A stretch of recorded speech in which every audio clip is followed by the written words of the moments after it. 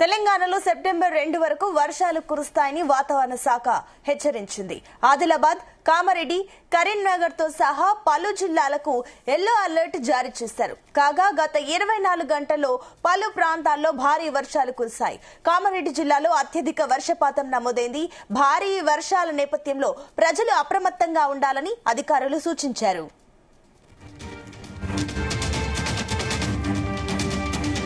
Right, ఇదే అంశానికి సంబంధించి మరిన్ని డీటెయిల్స్ మా కరెస్పాండెంట్ రాజు పటేల్ అందిస్తారు. Raju Patel, good morning. Good morning Sunitha. గడిచిన 24 గంటల్లో ఆదిలాబాద్, నిర్మల్, నిజామాబాద్, మెదక్, కరీంనగర్, కామారెడ్డి, జగిత్యాల, రాజన్న సిరిసిల్ల జిల్లాలో భారీ నుంచి అతి భారీ వర్షాలు పడ్డాయి. రికార్డు స్థాయిలో కామారెడ్డి జిల్లాలోని గాంధారి, సర్వపూర్ మండల కేంద్రాల్లో అత్యధికంగా 27.4 సెంటీమీటర్ల భారీ వర్షపాతం నమోదైందని టీజీడీపీఎస్ అధికారులు వెల్లడించారు. వర్షాల వల్ల లోతట్టు ప్రాంతాలు జలమయం కావడం, రాకపోకలకు అంతరాయడం తీవ్రంగా ఏర్పడింది. ప్రజలు కూడా ఇంకా వరద బురద సమస్యలతోటి ఇంకా చాలా ఇబ్బందులు పడుతూనే ఉంటున్నారు. సో ఇలాంటి పరిస్థితులలో వాతావరణ శాఖ మరొక వార్త చెప్పింది.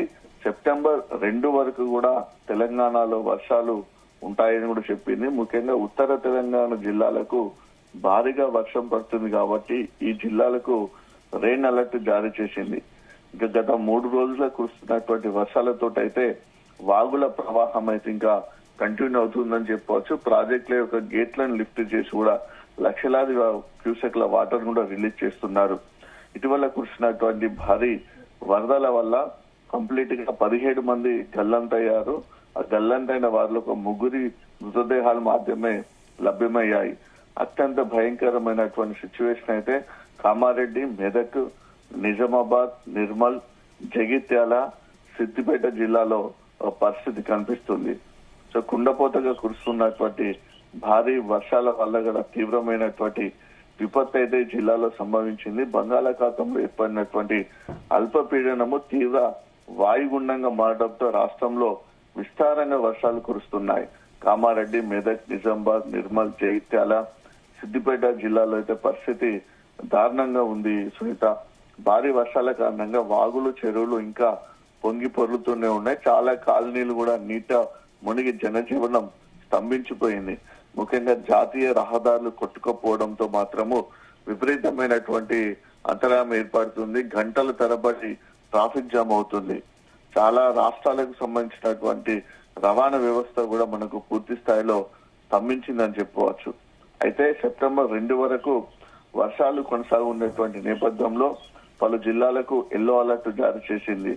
ఈ రోజు ఆదిలాబాద్, కొత్తగూడెం, హనంకొండ, జగిత్యాల, కరీంనగర్, ఆసిఫాబాద్, మహబూబాబాద్, మంచిర్యాల, మెదక్, భూపాల్పల్లి, కామారెడ్డి, నిర్మల్, నిజామాబాద్, రాజన్న సిరిసిల్ల, వరంగల్, పెద్దపల్లి జిల్లాలో వర్షాలు కురిసే అవకాశం ఉన్నటువంటి నేపథ్యంలో ఈ జిల్లాలకు హైదరాబాద్ వాతావరణ శాఖ ఎల్లో అలర్ట్ జారీ చేసింది. ఇక రేపు ఆదిలాబాద్, కామారెడ్డి, కరీంనగర్, ఖమ్మం, ఆసిఫాబాద్, మహబూబాద్, మంచిర్యాల, మెదక్, నిర్మల్, నిజామాబాద్, కొత్తగూడెం, జగిత్యాల, జయశంకర్, భూపాల్పల్లి, పెద్దపల్లి, రాజన్న సిరిసిల్లతో పాటు వరంగల్ జిల్లాలో వర్షాలు కురుస్తాయి కాబట్టి ఈ జిల్లాలకు రేపు ఎల్లో అలర్ట్ జారీ చేసింది.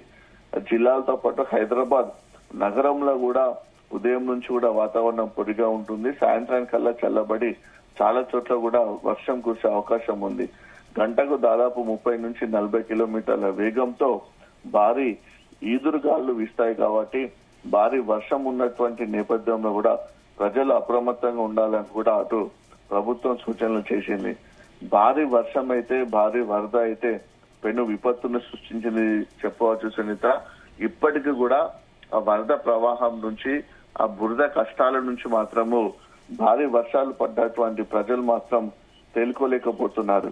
ఎక్కడ చూసినా సరే అటు నిజామాబాద్ గాని, కామారెడ్డి, సిద్దిపేట, సిరిసిల్ల, నిర్మల్ జిల్లాలో మాత్రం ఇంకా భయానక పరిస్థితులు మాత్రమే కనిపిస్తున్నాయి. పెద్ద ఎత్తున మాత్రము వందలాది ఎకరాల్లో పంట నష్టం జరిగింది. 19 జిల్లాలో ఇసుక మేటలు పేరుకుపోయినట్టుగా కూడా అధికారులు గుర్తించారు. 3 రోజుల పాటు కురిసిన భారీ వర్షాల వరదలతో 28 జిల్లాల్లో 4 లక్షల ఎకరాలకు పైగా పంట నష్టం సంభవించిందని కూడా వ్యవసాయ శాఖ అధికారులకు అంచనాకు వచ్చారు సునీత. వ్యవసాయ శాఖ మంత్రి తుమ్మల నాగేశ్వరరావు ఆదేశాల మేరకు పంట నష్టం ఎంత జరిగిందంటే సర్వే చేశారో సర్వే ప్రకారము ఈ నివేదిక ఇచ్చారు. దాదాపు 4 లక్షల ఎకరాలకు పైగా పంట నష్టం సంభవించిందని చెప్పారు. ముఖ్యంగా పత్తి, వరి, మిర్చి, సోయాబీన్, పసుపు పంటలు దెబ్బతిన్నాయి. 19 జిల్లాలో ఇసుక మేటలు ఎక్కువగా పేరుకోబడినాయి. ప్రస్తుతం వరి నాట్లు పడ్డంగా వరి పూత దశలో ఉంది కాబట్టి మొక్కజొన్న మొలకెత్తింది. వేరుశెనగ, సోయా, ఇతర పంటలు ప్రాథమిక దశలో ఉన్నాయి. ఈ వర్షాభావ పరిస్థితుల నుంచి ఇప్పుడే బయటపడి వర్షాలు కుడుతున్నటువంటి నేపథ్యంలో అకాల వర్షాలైతే అన్నదాతలను ఆగం చేశాయని చెప్పవచ్చు. ఈ నేపథ్యంలో 3 రోజుల పాటు ఎడతెరిపి లేకుండా కురిసినటువంటి భారీ వర్షాల వల్ల చెరువులు, వాగులు పొంగి పొరడము, దీని వలన పంట పొలాలు అయితే ఎక్కువగా ముంపునకు గురయ్యాయి. వర్షాల వలన గ్రామాల్లో పర్యటించినటువంటి అధికారులు 19 జిల్లాలో ఎక్కువగా నష్టం జరిగిందని చెప్పవచ్చు. ముఖ్యంగా వరి పొలాల్లో ఇసుక మేటలు ఎక్కువగా వేశాయి. 28 జిల్లాలోని 270 మండలాల్లో 2,30,413 ఎకరాల్లో పంట నష్టాన్ని ప్రాథమికంగా అంచనా వేశారు. దాంతోపాటు 2,453 గ్రామాల్లోనే 1,43,000 రైతులకు ఇంత నష్టం జరిగింది. సో అత్యధికంగా అయితే వరికి పంట నష్టం వాటిల్ తర్వాత పత్తి, సోయా, మొక్కజొన్న, కందులు, పసుపు పంట ఉన్నాయి. సో పంట నష్టం ఇంకా భారీగా ఉంటుందని వర్షపు నీరు నిండి ఉన్నందున కేవలం ఇది ప్రాథమికంగా మాత్రమే ఒక అంచనాకు వచ్చారు. మరొక 1,50,000కు పైగా పంట నష్టం జరిగే అవకాశం ఉందని కూడా అధికారులకు అంచనా వచ్చారు. దాంతో పాటు రాష్ట్ర వ్యాప్తంగా కురుస్తున్నటువంటి భారీ వర్షాల వలన రోడ్లు మాత్రం భారీ విధ్వంసానికి గురయ్యని చెప్పవచ్చు. సునీత, అటు గ్రామాల రోడ్లు గాని, మండలాల రోడ్లు గాని, జిల్లాల రోడ్లు గాని, రాష్ట్ర రహదారులు, జాతీయ రహదారులు పూర్తిగా కూడా దెబ్బతిని భారీ విధ్వంసం అయితే రోడ్లపైన జరిగిందని చెప్పవచ్చు. రాష్ట్ర వ్యాప్తంగా కురిసినటువంటి భారీ వర్షాలకు పూర్తిగా 784 ప్రాంతాల్లో 873 కిలోమీటర్ల మేర మెయిన్ రోడ్లన్నీ కూడా దెబ్బతిన్నట్టు కూడా R&B శాఖ ప్రాథమికంగా నిర్ధారణకు వచ్చింది. దీని యొక్క తాత్కాలిక మరమ్మతుల కోసమే 52 కోట్లు శాశ్వత ప్రాతిపదికన ఈ వర్క్స్ చేయడానికి దాదాపు 560 కోట్లు అవసరం అంటూ అంచనాకు వచ్చింది. అంటే భారీ నష్టం అయితే R&B శాఖకు జరిగిందని చెప్పవచ్చు. అటు ముఖ్యంగా పంటలు దెబ్బతిన్నాయి, దాంతో పాటు రోడ్లు దెబ్బతిన్నాయి, దీంతో పాటు విద్యుత్ శాఖ కూడా పెద్ద ఎత్తున నష్టం జరిగింది.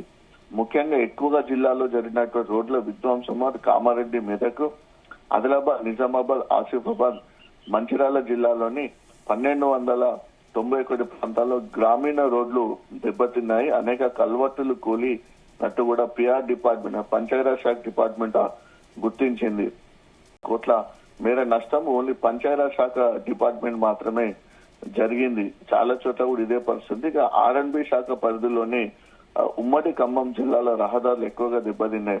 భద్రాద్రి కొత్తగూడెం R&B డివిజన్ పరిధిలో చాలా కూడా దెబ్బతిన్నాయి. దాంతో గద్వాల్ డివిజన్, భద్రాచలం డివిజన్ లో కూడా పెద్ద ఎత్తున కూడా రోడ్లు దెబ్బతిన్నాయి. ఎక్కడ చూసినా సరే పెను వర్షం కురిపించినటువంటి భారీ నష్టం అయితే ఇంకా కనిపిస్తుంది. ప్రజలు కూడా కన్నీరు మున్నీరుగా ఏడుస్తున్నటువంటి సిచ్యువేషన్ అన్ని జిల్లాల్లో కనిపిస్తుంది.